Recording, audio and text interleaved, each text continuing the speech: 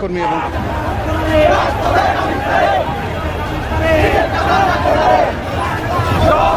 নেতাকর্মীরা মিছিল নিয়ে আমাদের পুলিশের উপর আক্রমণ করে, পুলিশকে আহত করে।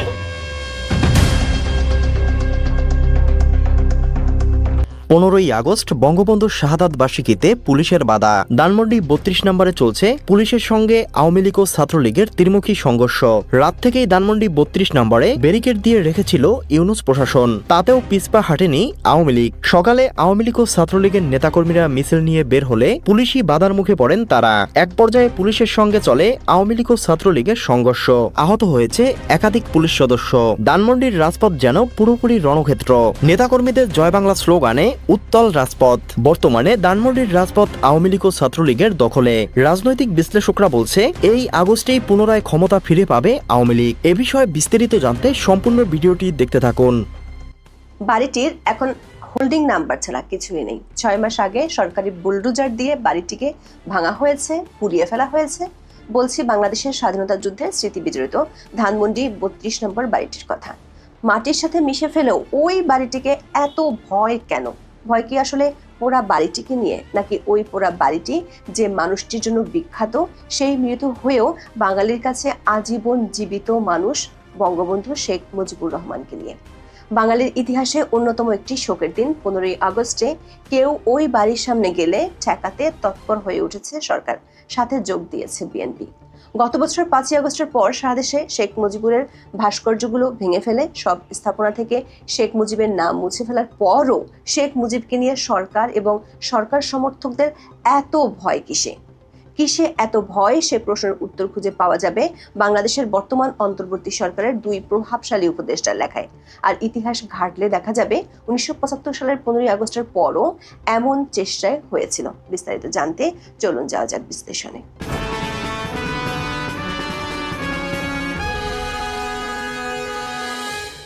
15ই আগস্ট বঙ্গবন্ধু শেখ মুজিবুর রহমানের 50তম প্রাণ দিবস। 1975 সালের এই দিনে বঙ্গবন্ধুকে সপরিবারে নির্মমভাবে হত্যা করা হয়। রচিত হয় ইতিহাসের এক কলঙ্কিত অধ্যায়।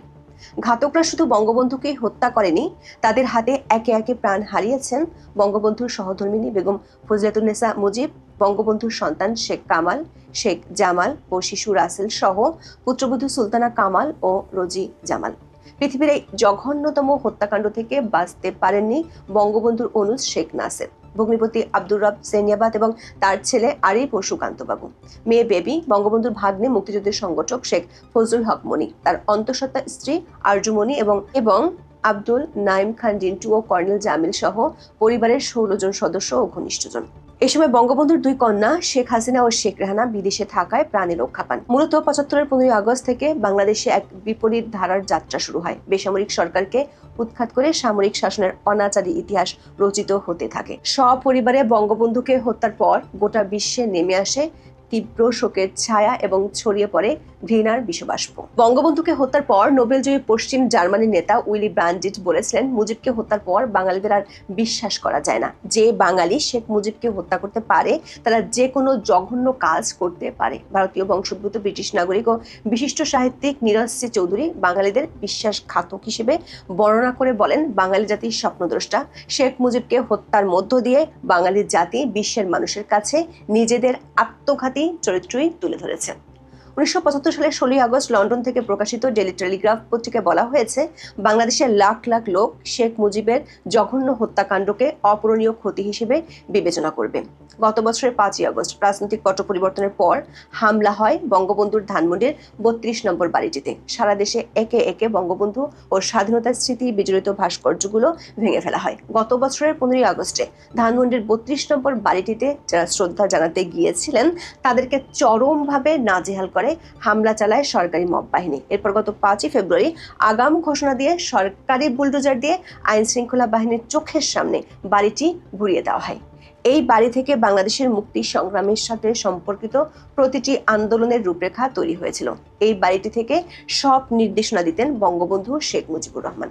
বর্তমান অন্তর্বর্তী সরকারের আমলে সবচেয়ে বেশি অপদস্থ হয়েছে এদেশের স্বাধীনতা যুদ্ধ, তার ইতিহাস, এমনকি মুক্তিযোদ্ধারা। অধ্যাপক ইউনূসের অন্তর্বর্তী সরকারের মনে হয়তো এক অজানা আশঙ্কা সবসময় কাজ করে। ৩২ নম্বর বাড়ি হয়তো বাংলাদেশের মানুষের মনে ৭১-এর স্বাধীনতার চেতনাকে আবার জাগিয়ে তুলবে, যেটি তারা গত ১ বছর ধরে দমন করে রাখতে চেয়েছেন। ধানমন্ডির ৩২ নম্বর বাড়িটির এখন হোল্ডিং নাম্বারটা ছাড়া কিছুই নেই। বছর ঘুরে ১৫ই আগস্ট আসতে না আসতেই সরকারের মনে সেই ৩২ নম্বর নিয়ে শঙ্কা জাগলো। সরকার প্রেস সেক্রেটারি নব্য ফেসিবাদী বয়ান দিলেন, কেউ ৩২ নম্বরে যেতে পারবে না। এরই মধ্যে আওয়ামী লীগ সমর্থিত একটি অনলাইন গ্রুপ থেকে ঘোষণা আসলো, ফানুস উড়াবে তারা। সরকার এক অনলাইন ঘোষণায় ভয় পেয়ে গেল। ডিএমপি জারি করলো ফানুস উড়ানোর নিষেধাজ্ঞা। তবে সরকারের ভয়কেও ছাড়িয়ে গেছে বিএনপির কর্মকাণ্ড। ১৪ই আগস্ট সারাদিন ধরে পুলিশ ৩২ নম্বরের রাস্তাটি বন্ধ করে রেখেছিল, কেউ যাতে জড়ো হতে না পারে সেজন্য আগে থেকে কড়া সতর্কতায় ছিল অধ্যাপক ইউনূসের পুলিশ বাহিনী। কিন্তু সন্ধ্যা হতে না হতেই সে বাধা শিথিল হয়ে যায় বিএনপির জন্য। বিএনপির কয়েকজন নেতাকর্মী মিছিল করে, সেখানে তারা ছাত্রলীগ সন্দেহে এক শিবির নেতাকে উত্তম মধ্যম দেয়। গত বছরের মতোই ৩২ নম্বরের সামনে মবের রাজত্ব কায়েম করে বিএনপি সমর্থিত লোকজন। আওয়ামী লীগ সন্দেহে তারা কয়েকজনকে পুলিশেও দেয়। প্রশ্ন হলো, সরকার এবং বিএনপির ৩২ নম্বরের পোড়া বাড়িটির প্রতি এত ভয় কেন? পোড়া বাড়িটির প্রতি ভয় নাকি বাড়িটির মানুষটির প্রতি ভয়? বঙ্গবন্ধুর প্রতি ভয় কেন সেটি বোঝার জন্য কোনো আওয়ামীপন্থী লেখকের দ্বারস্থ হওয়ার দরকার নেই। চলুন দেখে আসি বর্তমান অন্তর্বর্তী সরকারের কয়েকজন উপদেষ্টা বঙ্গবন্ধুকে কেন বাঙালি জাতির জন্য মহামানব আর তার বিরোধীরা কেন তাকে এত ভয় পায় সে সম্পর্কে কি বলেছেন। আলী ইমাম মজুমদার অন্তর্বর্তী সরকারের খাদ্য উপদেষ্টা। তিনি ২০১৭ সালের ৪ আগস্ট দৈনিক প্রথম আলোতে একটি কলাম লিখেছিলেন, যার শিরোনাম ছিল বঙ্গবন্ধুকে নিয়ে ভীতি সৃষ্টি কেন। সেই কলামের শুরুটা ছিল এমন, বঙ্গবন্ধু শব্দের আগে পরে অন্য কোনো বিশেষণ যোগ করতে হয় না। ব্যক্তি বঙ্গবন্ধু আমাদের মধ্যে নেই, কিন্তু রয়েছে তার অমর কীর্তি। এদেশের কোটি কোটি মানুষ তাকে অন্তর থেকে ভালোবাসে। বাংলাদেশ রাষ্ট্রের অভ্যুত্থানের পেছনে ৩০ লাখ শহীদের রক্ত এবং কয়েক কোটি মানুষের নানা ধরনের ত্যাগ রয়েছে। এই পথযাত্রায় সর্বশ্রেষ্ঠ সংগঠক ও নেতা ছিলেন বঙ্গবন্ধু। তিনি জাতির পিতা, এটা কেউই ভুলতে পারে না। তার রেখে যাওয়া দলটি কিংবা এর কোনো অঙ্গ সংগঠনের নেতা কর্মীর বাড়াবাড়ি যাই থাকুক না কেন, বঙ্গবন্ধু স্থান করে নিয়েছেন এসব কিছুর ঊর্ধ্বে।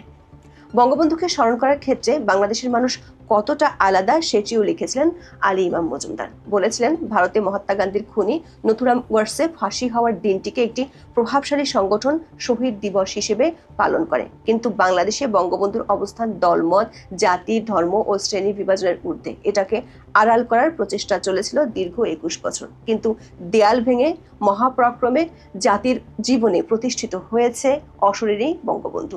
মানুষ তাকে আপনভাবে সম্মান করে ও ভালোবাসে, কিন্তু ভয় পায় না। তবে আলী ইমাম মজুমদারকে কয়েকশো গুণ ছাড়িয়ে গিয়েছিলেন আইন উপদেষ্টা অধ্যাপক আসিফ নজরুল। ২০২০ সালের ১৭ই মার্চ বঙ্গবন্ধুর জন্মদিনে আসিফ নজরুল বঙ্গবন্ধুকে নিয়ে অনবদ্য কবিতাই রচনা করেছিলেন, শেয়ার দিয়েছিলেন ফেসবুকে। লিখেছিলেন, প্রিয় বঙ্গবন্ধু, আমার ভালোবাসা নিন, আমি আপনাকে ভালোবাসি। দর্শক, আপনার হয়তো নিজের কানকেও অবিশ্বাস্য মনে হতে পারে, আসিফ নজরুল সত্যিই বলেছিলেন তিনি বঙ্গবন্ধুকে ভালোবাসেন। তিনি আরও লিখেছিলেন, বঙ্গবন্ধু, আপনাকে ভালোবাসতে হলে আওয়ামী লীগ হওয়ার প্রয়োজন নেই লোভী হওয়ার কিংবা ভীতু হওয়ার, একচোখা বা মন গড়া ইতিহাস গড়ার। তাহলে কি লাগে বঙ্গবন্ধুকে ভালোবাসতে? সে উত্তরও তিনি দিয়েছিলেন। তার সেই কবিতায় লিখেছিলেন, আপনাকে ভালোবাসতে গেলে লাগে কিছুটা বিবেক, কিছুটা যুক্তিবোধ, নিজের মানচিত্র চেনা আর সামান্য একটু মনুষ্যত্ববোধ। দর্শক, এই প্রশ্ন তো তাহলে আসতেই পারে, ৫ই ফেব্রুয়ারি যখন ধানমন্ডি ৩২ নম্বর বাড়িটি সরকারি বুলডোজার দিয়ে ভাঙা হচ্ছিল, তখন আসিফ নজরুলদের মধ্যে মনুষ্যত্ববোধ আর কিছুই বাকি ছিল কিনা? তারা কি তখন সকল যুক্তিবোধ ভুলে গিয়েছিলেন? নিজের বলে দাবি করা বাংলাদেশের মানচিত্রটাকে নিশ্চয়ই তারপর থেকে আর চিনতে পারছেন না।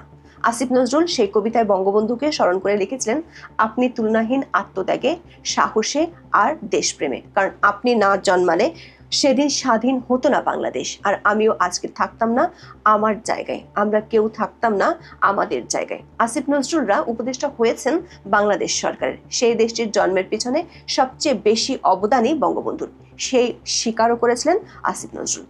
দর্শক, আপনার মনে হতে পারে একবার ভুল করে আসিফ নজরুল হয়তো কবিতাটি লিখে ফেলেছিলেন কিনা, তবে তিনি আরও লিখেছিলেন। দৈনিক প্রথম আলোতে 2020 সালের 16 আগস্ট অধ্যাপক আসিফ নজরুলের একটি কলাম ছাপা হয়, যার শিরোনাম ছিল কেন ভালোবাসি বঙ্গবন্ধুকে। বঙ্গবন্ধুর সব অবদানের কথা তিনি ওইখানে তুলে ধরেছিলেন। এমনকি বাংলাদেশ স্বাধীন হওয়ার পর শাসক হিসেবে বঙ্গবন্ধুর যে সমালোচনা তারও তিনি প্রতিবাদ করেছিলেন সেই লেখায়। লিখেছেন, আমাদের সমস্যা হচ্ছে আমাদের অনেকে বঙ্গবন্ধুকে ঠিকভাবে মূল্যায়ন করতে পারি না। একদল তার মূল্যায়ন করে স্তাবক বা পূজারীর দৃষ্টিকোণ থেকে, আরেক দল প্রবল ক্রোধ নিয়ে। মুক্ত মন নিয়ে দেখলে দেখা যাবে শাসক হিসেবে যেসব ভুল তিনি করেছেন তা খুব অনভিপ্রেত হলেও অস্বাভাবিক ছিল না তখনকার প্রেক্ষাপটে। নেতা হিসেবে যে মুক্তির দুয়ার তিনি খুলে দিয়েছিলেন এদেশের কোটি কোটি মানুষের জন্য, 50 বছরে যে যাত্রাপথের ভিত্তি তিনি গড়ে দিয়েছেন একটি জাতির জন্য, সেজন্য হলেও এমন ভালোবাসার দৃষ্টি আমাদের সবার থাকতে পারে। সবশেষ তিনি লিখেছেন, বঙ্গবন্ধুকে ভালোবাসতে হলে আওয়ামী লীগের সব কর্মকাণ্ড মেনে নিতে হবে, এটিও ভুল ধারণা। বঙ্গবন্ধুকে ভালোবাসতে হলে শুধু একটা জিনিস প্রয়োজন, সেটি হচ্ছে প্রকৃত দেশপ্রেম। এটি থাকলে আর বিবেক বুদ্ধি থাকলে বঙ্গবন্ধুকে আমাদের সবার ভালোবাসা উচিত, তার প্রতি সবার কৃতজ্ঞ থাকা উচিত। অধ্যাপক ইউনূস সরকারের সেই কৃতজ্ঞতা নেই। এমনকি আসিফ নজরুল যেই দলটির প্রতি গুণমুগ্ধ সেই বিএনপিরও নেই। অধ্যাপক আসিফ নজরুলরা রাতারাতি যেভাবে পাল্টে গেছেন ঠিক একই রকম চিত্র দেখা গিয়েছিল 1975 সালের 15ই আগস্টের পর। বিবিসি বাংলার এক খবরে বলা হয়েছিল, 1975 সালের 15ই আগস্ট বাংলাদেশের প্রতিষ্ঠাতা রাষ্ট্রপতি বঙ্গবন্ধু শেখ মুজিবুর রহমানকে সপরিবারে হত্যার পর দেশের কোনো প্রচার মাধ্যম এমনকি চলচ্চিত্র তার নাম বা ছবি প্রকাশ হতে দেখা যায়নি। তৎকালীন সরকারি প্রচার মাধ্যমের কর্মকর্তাদের সঙ্গে কথা বলে জানা গেছে, শেখ মুজিবকে হত্যার পর এবং 1996 সালে আওয়ামী লীগের সরকার গঠনের আগ পর্যন্ত যারা ক্ষমতায় ছিলেন তারা নানাভাবে ইতিহাস থেকে